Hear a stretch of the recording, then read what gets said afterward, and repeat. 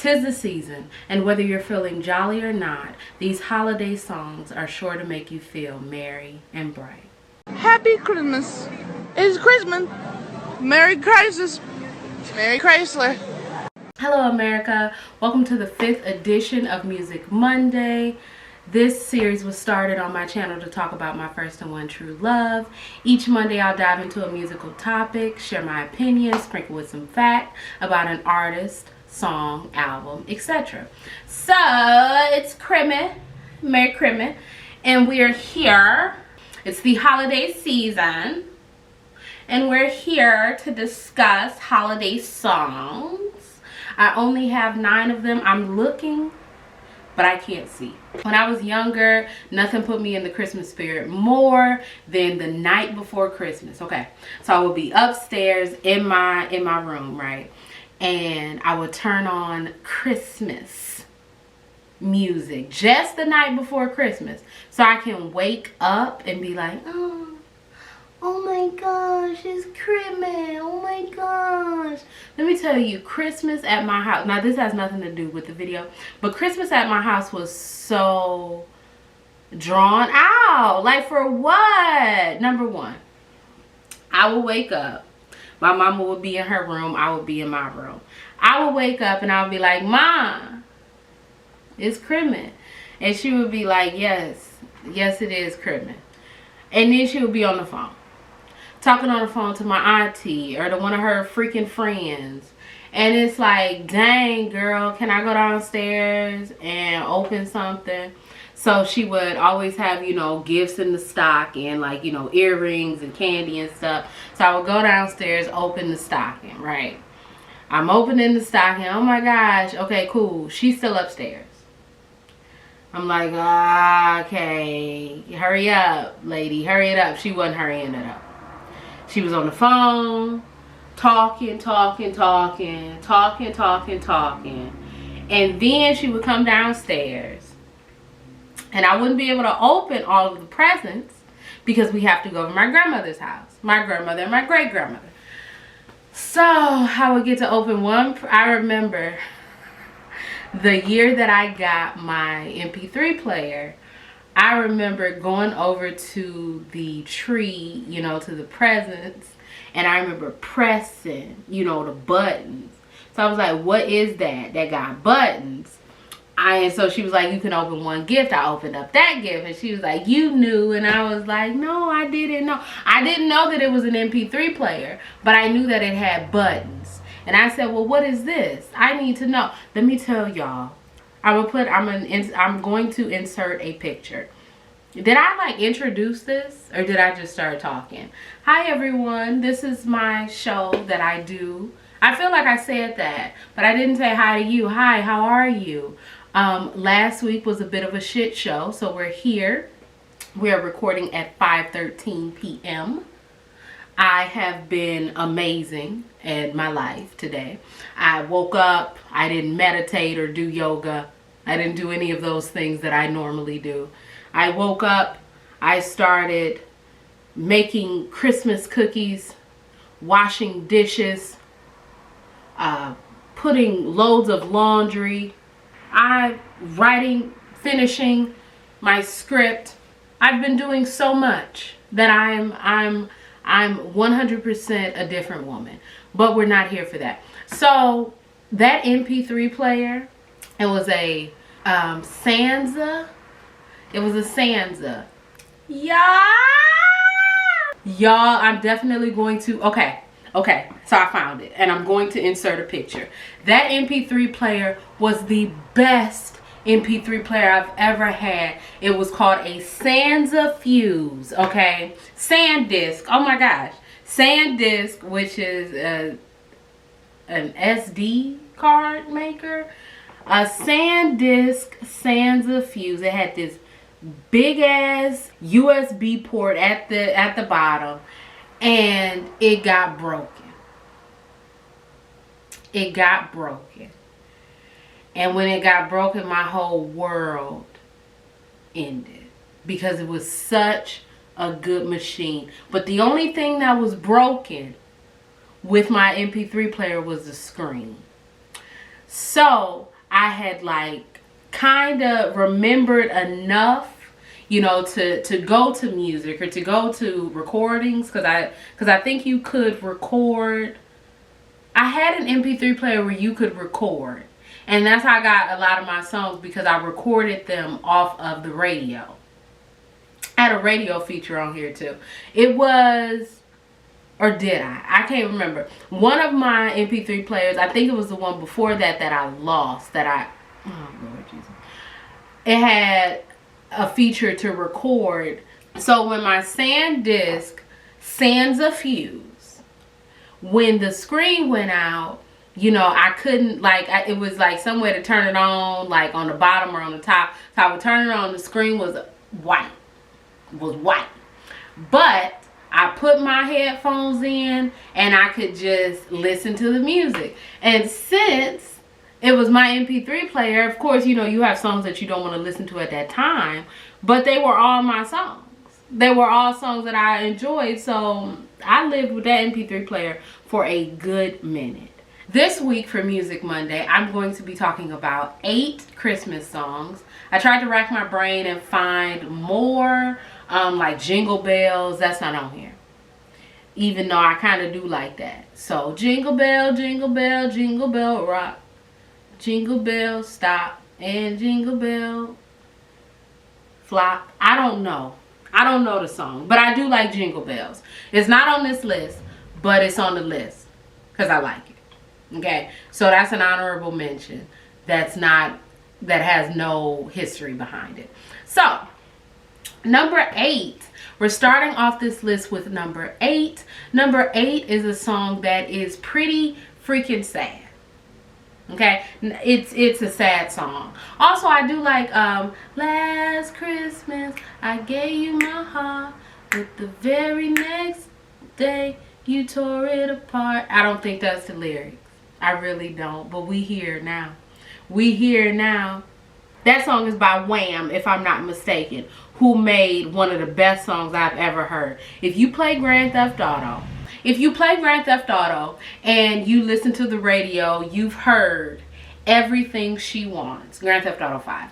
Everything She Wants by Wham. Somebody tell me, won't you tell me why I work so hard for you. Woo! That's my song. But we're not talking about that. But Last Christmas and Jingle Bell, they have the honorable mention because I just remembered them.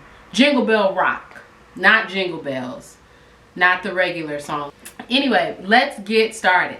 Number 8 is a very sad song. Every time I hear this song, I be like, what?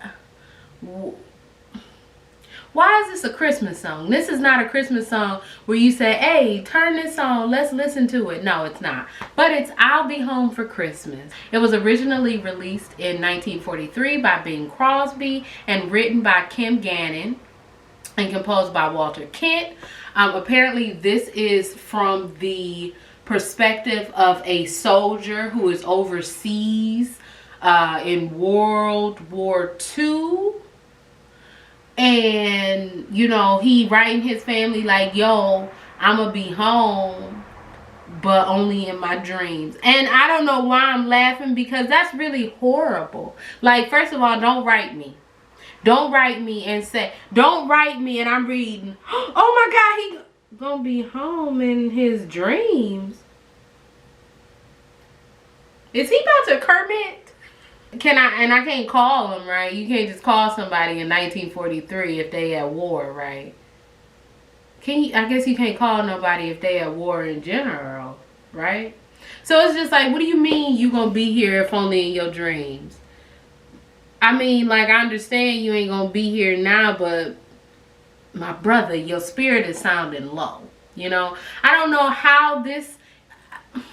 Then it was released in 1943. So were soldiers actually overseas?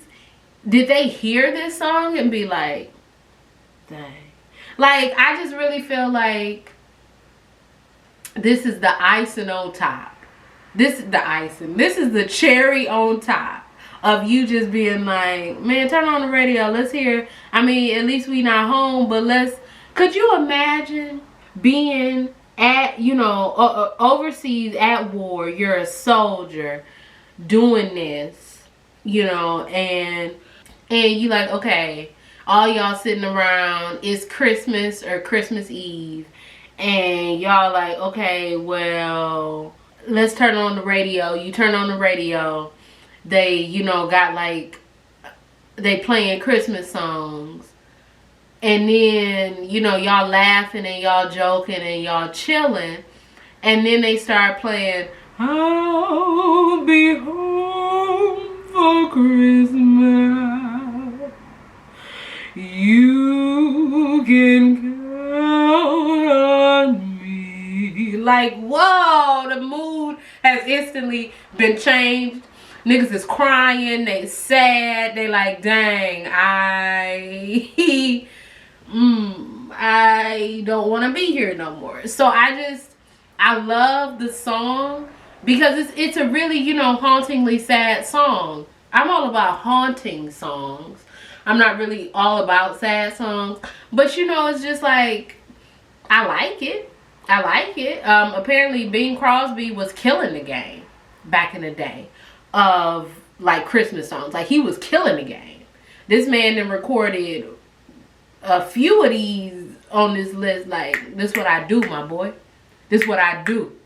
He did a lot too. He did a lot of other stuff too. You know, I have to move on. But listening, like going back, you know, and gaining the history of these songs, and then, you know, going and gaining, you know, a little bit of knowledge about the people who sang these songs. It's like, Number seven comes from A Charlie Brown Christmas, and it is called Christmas Time is Here, Happiness and Cheer, Fun for all the children call their favorite time of year. Let me tell you something. I've never looked up the lyrics. So now that I know just the first part, I need to get off of this page because Usher is staring at me in my face, and I really don't understand why. So I'm here now. Y'all, when I tell you Christmas time is here, it's number 7 on my list, only because I have more that I like better than this song. But Christmas time is here is a top tier Christmas song. First of all, it's a little creepy, not creepy, it's a little haunting. And you know, are they kids singing? I don't want to hear kids sing. This ain't Kids Bop. But the thing is, they do it. They do it. Like I said, it was released in 1965 for A Charlie Brown Christmas. It was composed by Vince Guaraldi, and it was written by Lee Mendelsohn. I've never, like, until this actual moment this year, have I ever gone actively searching for this song. That may be a lie. I've had a computer for a long time. I may have... No, I don't think so. I've never actively gone searching for this song, but when I hear it, and I work in an office, and the office has a radio, the radio is set to Christmas songs, and it's not that many Christmas songs for them to start right after Thanksgiving. It's not that many Christmas songs, but, or maybe it is that many Christmas songs and they only play the same 15 to 20 songs every hour on the hour, and I be at work for too many GD hours. Anyway, so you know, I've heard this song and heard this song and heard this song, and every time I hear this song, I'm like, yeah, Christmas time is here. The vocals are provided from the choir from the St. Paul's Episcopal Church in California, San Rafael to be exact. How many of those people are still alive, you wonder? From that choir, from that recording. I guess I did say it. Anyway, number six. Number six is a song that I remember first hearing after school. I used to do All City, and which was like a arts program. It was like, what? I think it was like dancing, singing, maybe orchestra, acting or writing. It was a lot. It was an arts program after school, All City. And the first time I remember, it was this girl. Where did this girl go? I don't know. I really don't know where she went. But back in the day, she could sing, which means she can sing now. She could like really sing back when I was like in, when did I start All City? Maybe 9th grade maybe is when I started All City. And Homegirl could sing back then. I am now 26. I'm pretty sure Homegirl can still sing, okay? I don't know where she is. I ain't seen no album come out. I don't know why. But hey, we're not gonna get into that. But the first time I heard Winter Wonderland, which is our number 6 entry, was from this girl. I'm not gonna say her first name, but her first name was very apropos to the fact that this girl could sing her ass off. Anyway, so it's called Winter Wonderland. It was composed by Felix Bernard and written by Richard Smith in 1934. There are actually 2 versions of this song. One that is more romantic, about like ministers, about a couple. And then they're talking about, you know, like getting married and stuff, which I feel like I've heard that version, as well as the snowman version, you know, playing and stuff. I don't have a specific version of this song because to be quite honest, it's her singing it. That's it. It is this. How old was she? How old was I? We had to be either the same age or she was a year younger than me. So this 12 to 13 year old girl, while I was 13 to 14, listening to her like, why don't I be sounding like that at 12, 13? Let me tell you something. Y'all, Spirit exactly knew what they were doing to wait. To have me grow into the person that I am. Because if I had started off as this person, it just wouldn't have, Anyway, Miss Girl sang the fuck out of that song. Bells ring, are you listening?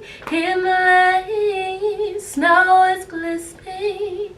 A beautiful sight, we're happy tonight, walking in a winter wonderland. Honestly, let me be honest. I don't know if I've been honest this entire time, but I don't be knowing a lot of songs. Like, through and through.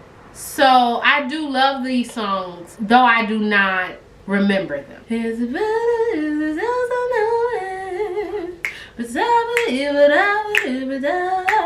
Later on we'll conspire as we by the fire, singing a song, walking in a winter wonderland. That's all I know. That's all I know. That's all I know. But let me tell you something. I know it was good. And I know if you out here, you probably not watching this video. All I know is, Miss Girl, you could sing back in the day. And I know GD Well, you can sing now. So I don't know what you're doing, but I hope you're doing what needs to be done and singing.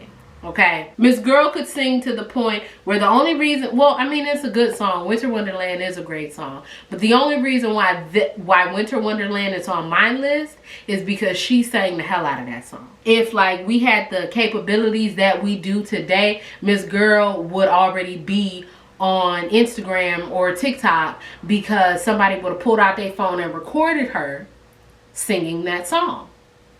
That's all I'm saying. I'm making soup right now. I'm washing dishes. I'm not washing dishes. I'm washing clothes. I'm soaking the dishes. I'm not using the dishwasher because I can't right now. Number five on the list for my favorite Christmas songs is The Christmas Song by Nat King Cole. It was originally written by Robert Wells and Mel Torme. Nat King Cole recorded this song. Chestnuts roasting on an open fire, Jack Frost nipping at your nose, Yuletide carols being sung by a choir, dressed up like Eskimos. Everybody knows how is old. I told you I don't know no songs. Just because they my favorite don't mean I know them. I love this song. I love this song. Okay? It's number 5 on my list because 4 through 1 is top tier.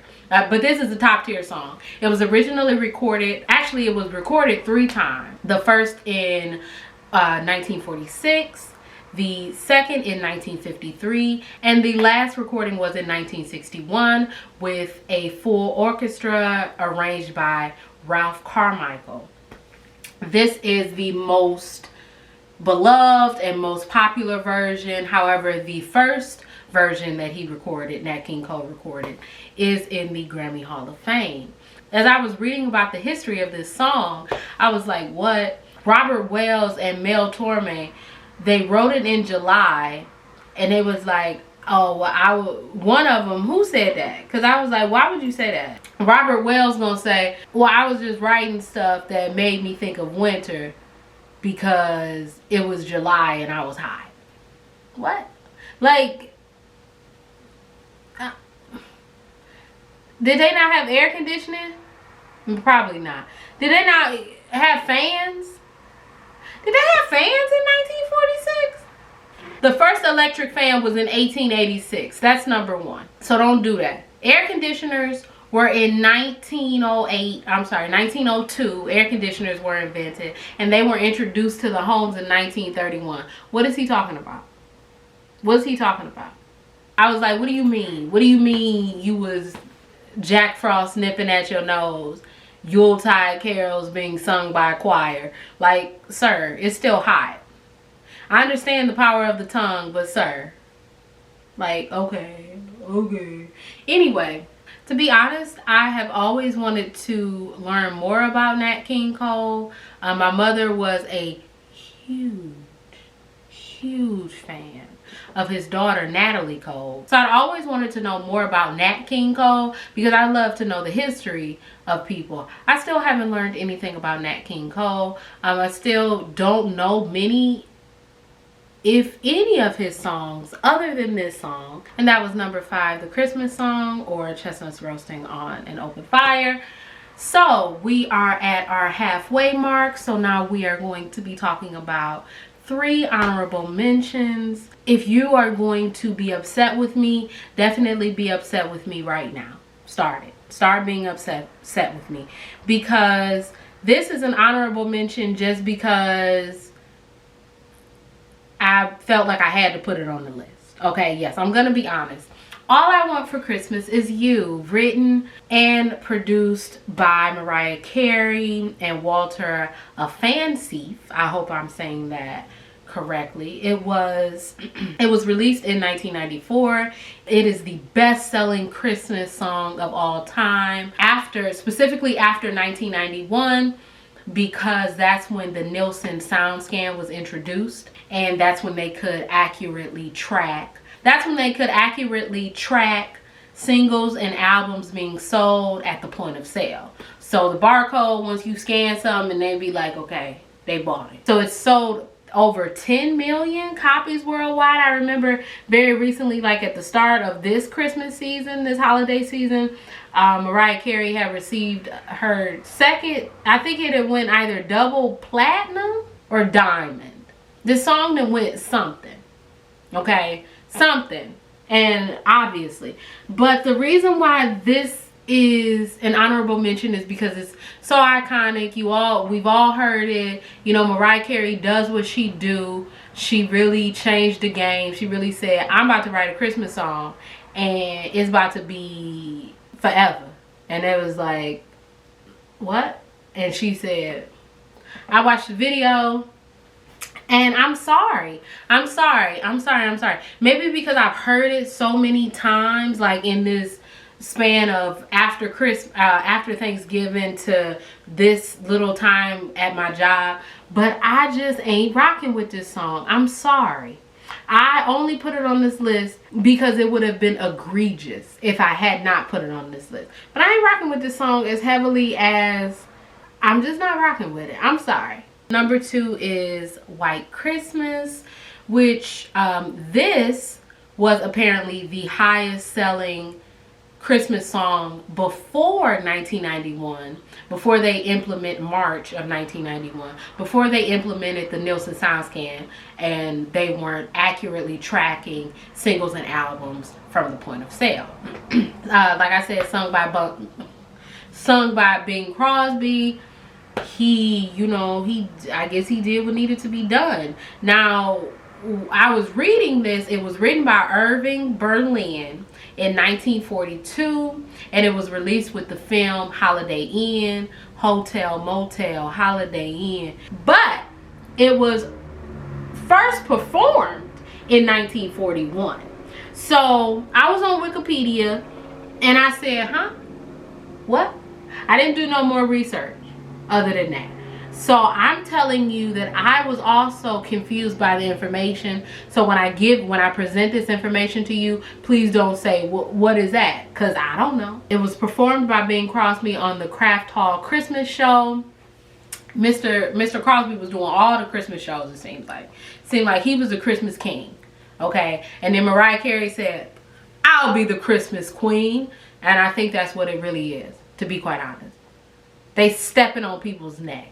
Okay, I think that's what it is. And y'all, and number 1 for our honorable mentions, rocking around the Christmas tree. That's all I know.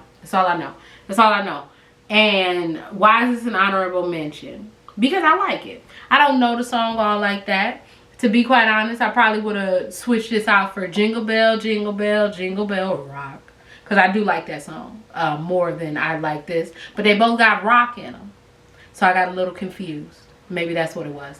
This was written by Jonathan Marks and performed by Brenda Lee in 1958. Miss Brenda Lee, who I didn't know of, had never heard of before this. I listened to the song and I said, okay, this is cool. Girl was 12 or 13 years old. What? She didn't understand why he wanted her to record it. It didn't blow up until she became a star in 1965. And then once it was 1965, that was it. Once 1965 came and Miss Brenda Lee was a solidified artist, they heard that, they said, oh, I think it is number 4. Did y'all watch the interview with Big Sean? Drink Champs on Drink Champs?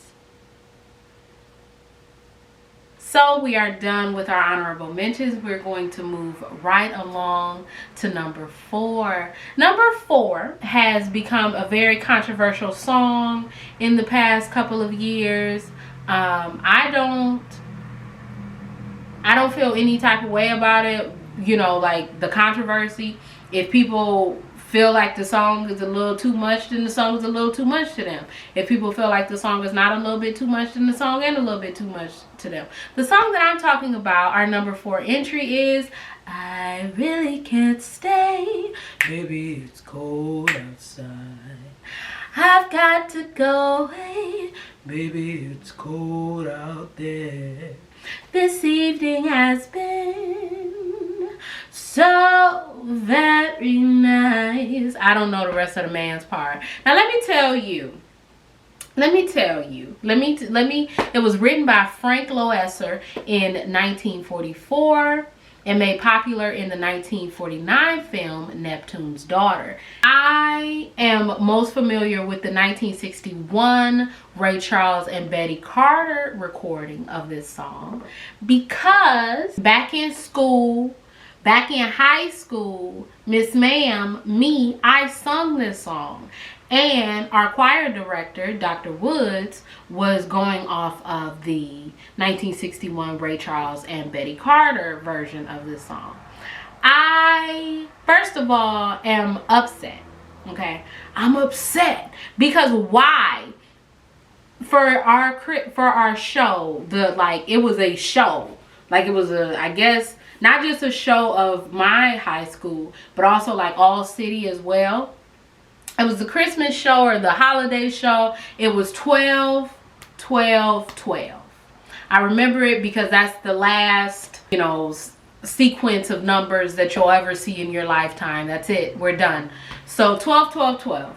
And I was like, wow. And then I had the pleasure of performing. I didn't know that I was going to perform, so my voice was shot. Okay, because I had a cold. But one time I sang it was good, the other time I sang it was bad. So I said, if I just keep going back and forth when I sing it, it'll be bad if I sing it beforehand, but when I get on stage and sing it, it'll be good. I had stage fright out the ass, but I got on that stage and I sung it. And I'm only speaking of this from my recollection, because I don't have any footage of it. Why? Why don't I have any footage of it? Because nobody came to the goddamn performance. Let me tell you something. If I was a villain, that would have been my goddamn origin story. How dare my family not be at that performance? What? I don't have it because, of course, well, I did do a duet. But I don't know if the boy that I did a duet with, I don't know if his parents were there. And if his parents were there, I don't know if they recorded it. But I'm just really upset because I really feel like that was a great performance for me. Okay? I feel like I overcame the cold, the stage fright, and everything and delivered. And I don't have proof of it. Now, I know you're saying, why is this on your list if it brings you such a visceral reaction? Because it's also a good ass song, okay? And I remember singing it and being like, yee, ow, yee. And I just wanted a memory of it. Should I have said nice words about this entry? It's a good song. I really appreciate this song. I like this song.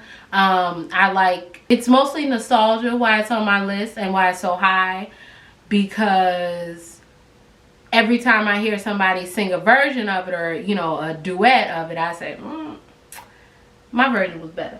But, I give it, maybe one of these Christmases, I'll do my own duet.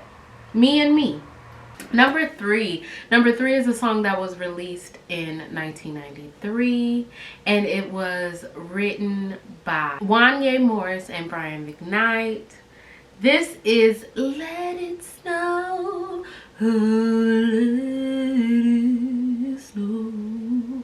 Let me tell you something. This video almost did not get recorded. When the holiday season comes, this song just implants itself right into my brain. And I'd be like, before I started recording this, I sat down in this room, put my computer up, did everything that I normally do. As I'm on YouTube trying to get my videos that I'm gonna insert, I said, let me go listen to Boyz II Men. Boyz II Men real quick.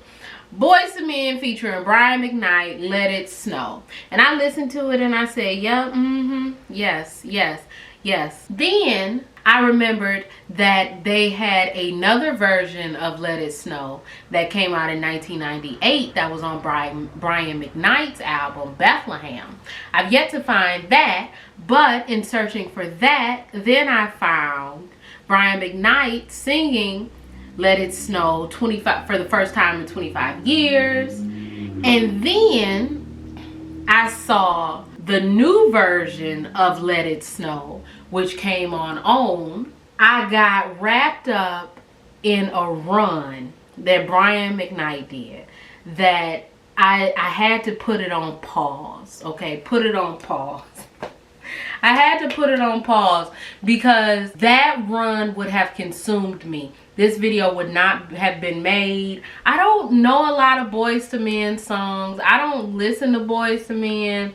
I don't like, only really thing I know about Boyz II Men is that it's 4 of them or 3 of them. I think it's 3 of them, or is it 4 of them?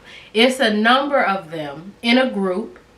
All I know is that they can sing and that they were a group in the 90s. And I know that they made this song. And I also know that they sung my favorite version of A Different World theme song the last season. That's all I know about Boyz II Men. And you know, to be quite honest, that's all I need to know. Because I know that they can sing their ass off. And that's all that needs to be said. Okay? I then discovered upon making this video or researching for this video that it was written by Wanya and Brian McKnight. It is not it's an original Christmas song. Of course, it's called Let It Snow. So this whole time I had just thought that the Boyz II Men Let It Snow was just a reimagining, a cover. You know, all of the people, all of the singers, all of the artists who cover Christmas songs, I just thought it was a cover of a Christmas song. No ma'am. Oh ma'am, this is an original, you know? And I just really gotta give it up because this song is everything. This song, like I said, is always stuck in my head going back from, and of course they don't play this on the radio at my job. Going back from the first time that I heard it on the radio because I used to listen to the radio when I was younger. Z1079. Listening to, you know, it's Christmas time, they played the song, and I said, okay, yep. I don't know how old I was, but I said, yep, that's it. And ever since then, the song has been stuck in my head, and the song is only stuck in my head around November, December. I go the entire rest of the months not thinking about let it snow, oh, let it snow. And immediately after Thanksgiving, I say, well, I gotta listen to it. And I very rarely listen to it. I very rarely seek these songs out. But I will tell you something. December 24th, 2021, in this household, we're gonna be listening to Christmas songs. And I will be damned if those 4 to 5 men who be singing they booties off is not going to be one of the songs we listening to. Our number 2 entry comes from Mr. Donnie Hathaway, and it is This Christmas. Let me tell you something. I don't know a lot of Donnie Hathaway songs. I don't know a lot of them. But every time I hear a Donnie Hathaway song, one thing that is always for certain is that man is gonna sing. That man gonna do what needs to be done on the track. Okay, I don't know. Let's say the first time that I heard This Christmas was on the Greatest Hits album, the album that my mother had of Donnie Hathaway. It was just his greatest hits. So on the Greatest Hits, we had the Greatest Hits, A Song for You. These are just some of them, obviously. A Song for You, banger. Where is the Love, banger, featuring Roberta Flack. The Closer I Get to You, also featuring Roberta Flack, banger. And then This Christmas, banger. Donnie Hathaway, top tier. Top tier when we think about when I think about men who can sing, Donnie Hathaway is on that list. Donnie Hathaway, yes sir.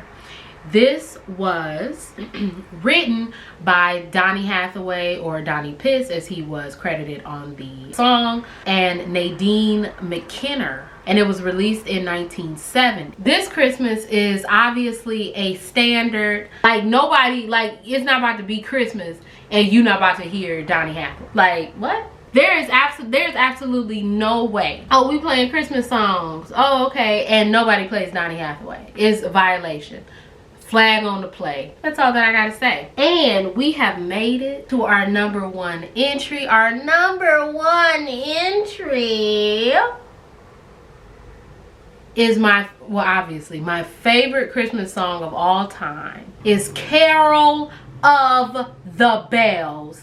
Hark the bells, sweet silver bells, all seem to say, throw kiss away. Ding dong, ding dong, ding dong, ding dong.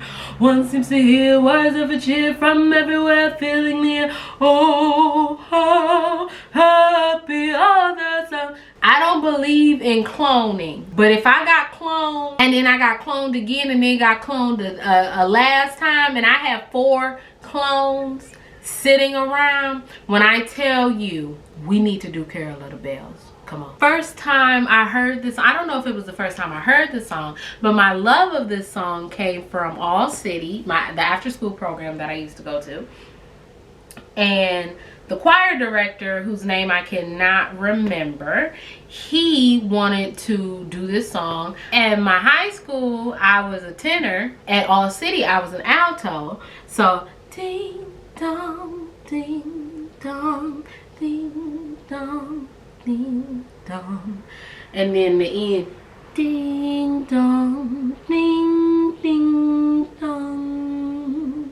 I love that. Like, we're not just talking about, you know, the 2 female parts. I love every piece of this song. Like, I love this song, number one, because if you made a Christmas horror movie, you can definitely play Carol of the Bells.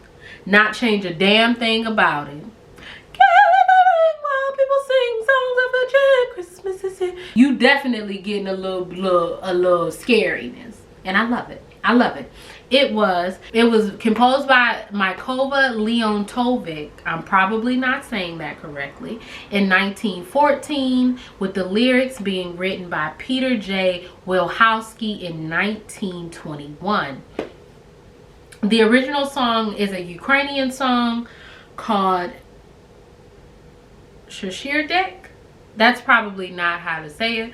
Or Bountiful Evening. It was meant to be sung on New Year's Eve. It's from the perspective of a sparrow. I'm sorry, not a sparrow. It's from the perspective of a swallow or a bird. And the bird has come into your home singing to let you know of the abundance that's going to be following you in the upcoming spring. Last year, I don't know if it was last year. It might have been last year or the year before that. I learned all 4 parts, soprano, alto, tenor, bass, and I was going to sing this. That didn't happen because I was so up to it being so up to it being perfect that, you know, I kind of got lost in the whole rigmarole of it all, that I didn't release it. But I love this song to no end. I think that my life, I'm always going to want, and I sing this song year round. That's number one. Okay? There are times when it is June, and I'm talking about, hark the bells, sweet silver bells, all seem to say, focus away. Like, come on. The main reason why I've always wanted to go see the Trans-Siberian Orchestra, which I still haven't done, is every time their commercial comes on, they're playing this song. And I'd be like, yes, hell yeah. Hell yeah. I'm not gonna hold myself to any standard because sometimes I be getting nervous. But I would definitely love to do this song this year. So maybe I'll release it, maybe I won't. Who knows? Who absolutely knows? But one thing I do know is that we are done with this list. This was definitely shorter than the video that I released last week. It's almost the holiday time. I hope that everyone has a good holiday, regardless of if you celebrate Christmas or if you celebrate something else, as long as you are happy and healthy and, you know, chilling and able to do what you want able to live your life. I have one more Music Monday coming up. Please, if you have any songs that you've heard this year that you enjoy, please put them in the comment section below, because I'd love to hear songs. It is going to be my top songs from this year. I'm hoping to have more than what I do, but like I said, I'm not going to force anything. So if I end up with only a few, then hey, that's what it is. But thank you all so much for joining me for another edition of Music Monday. If you all like this video, please like it, comment, subscribe. My name is Brielle. I make beats, I sing songs. If you like what you see, come on along. Bye.